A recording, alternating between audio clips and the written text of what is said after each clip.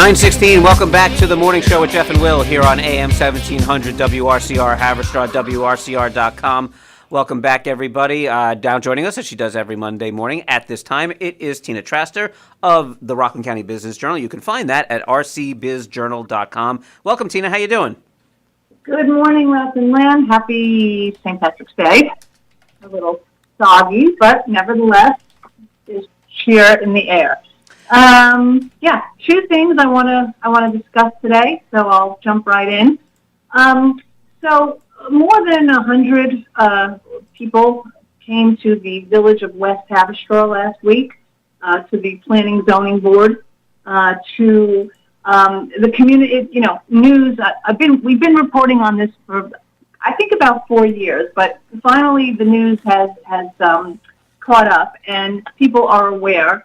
And not very happy of the prospect of a 454,000 square foot trucking depot at the corner of Beach and Ecology Road.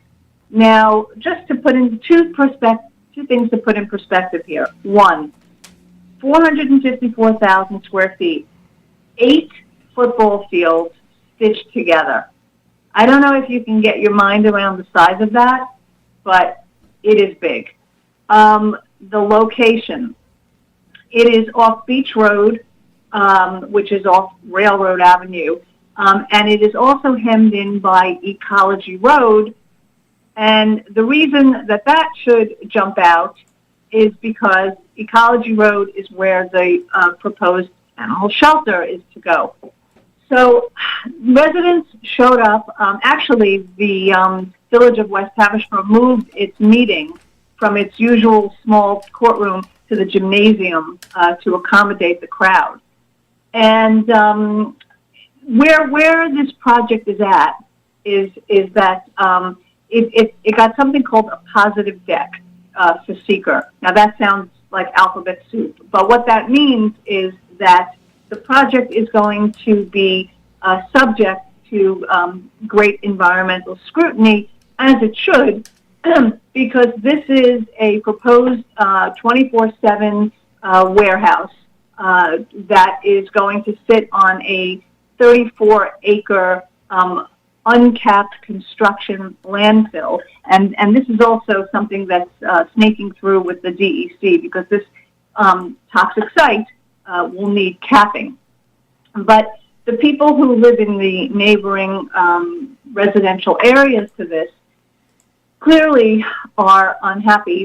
They came in, and although this really wasn't a hearing on the project itself, and rather something called a hearing for a scoping document, which kind of identifies the parameters of what needs to be looked at, nevertheless, many people stood up and talked about their concerns about the truck traffic, the Railroad Avenue, the 24/7 hours of operation, the trucks idling, the sound of the trucks beeping, the lighting that will be, again, 24/7, air pollution, view sheds. It's a really, really big project, and it's not directly off a highway. You have to get off 9W and then kind of come down through Railroad Avenue or maybe through the streets. So this is a rather massive project, and the thing is that the developer or the owner of the land has what's known as an as of right. What does that mean? It means that piece of land, because it's so industrial down there, okay, is already zoned for a warehouse.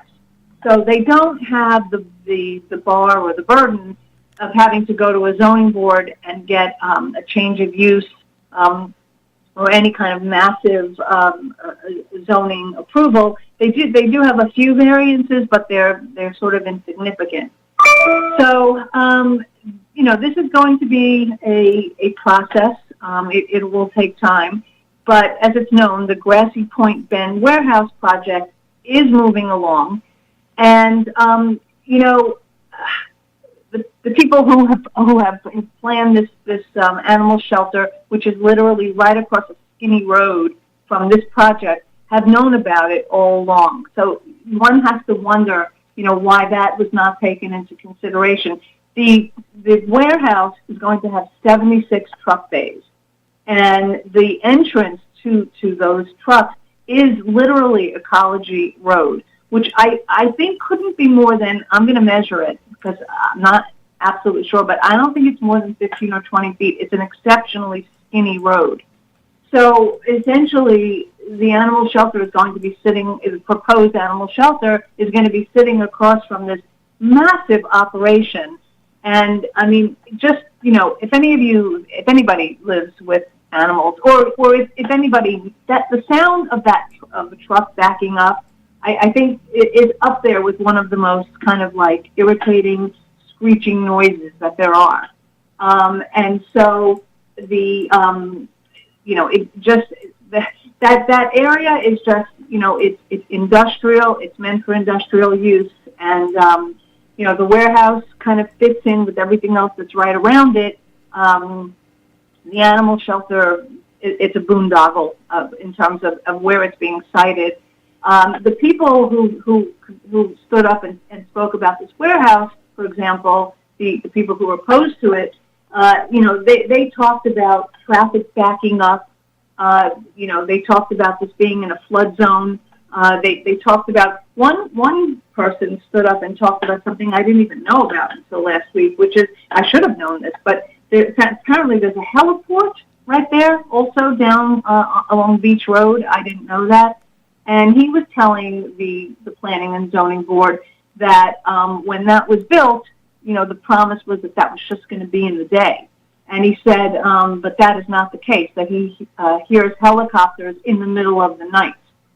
So, the residents have a lot to contend with this location as it is, the truck traffic, the train, the heliport, the radio-controlled airplanes that go over the landfill. I mean, it's already a very burdened place. But the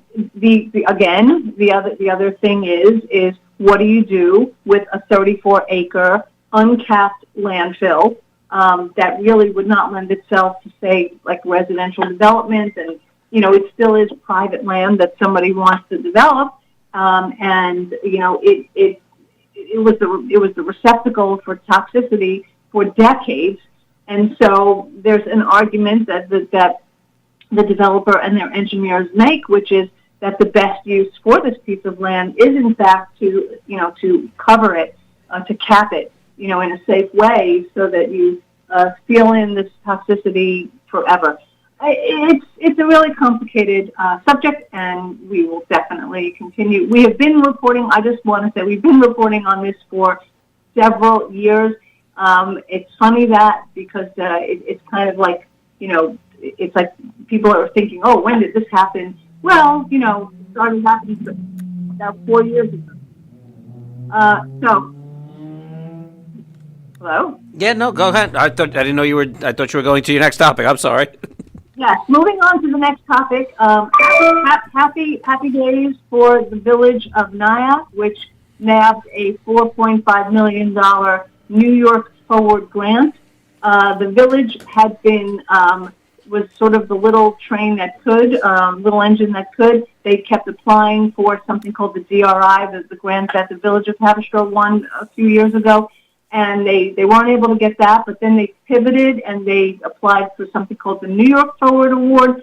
And with $4.5 million now in their at their access, they have some big plans to try to bring the village forward in areas where it has stalled for many years, namely down on the waterfront.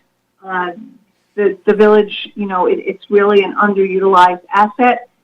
And also there had been a restaurant down there many years ago, which at least was some sort of a focal point, and that had to be torn down. So there's some definitely, a target of this grant money will be to shore up a bulkhead down there by the waterfront and to to ready the site once again to try to get some sort of a restaurant or some kind of focal point down there. Also, if you've ever spent a lot of time in Nyack, you know that you've got the village and it's all walkable and it's all, charming and Victorian and lovely. But that walk down to the water, there's sort of a disconnect. It's a very steep road down.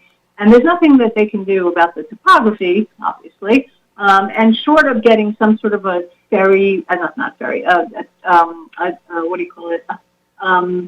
A trolley or some sort of transit, people still have to walk up and down. But there's also not a sense of connectivity between the downtown village and the waterfront. And so Joe Rand, the mayor, was saying that they're hoping to find some way to make it more seamless, to make it more kind of psychologically appealing to go from the village itself down to the waterfront and to give people a reason to go to the waterfront. The grant also will cover general beautification in the village, and also to some of the monies are likely to go to the Angel Nyack. That is the former church that we recently, not too long ago, wrote about, that's being transformed into a community venue and a venue for the arts and for weddings. So I think they're going to be the recipients of some help down there. And what else? Let me think. It was the Angel Nyack and the waterfront. And there's a few other projects that were part of the application for this grant.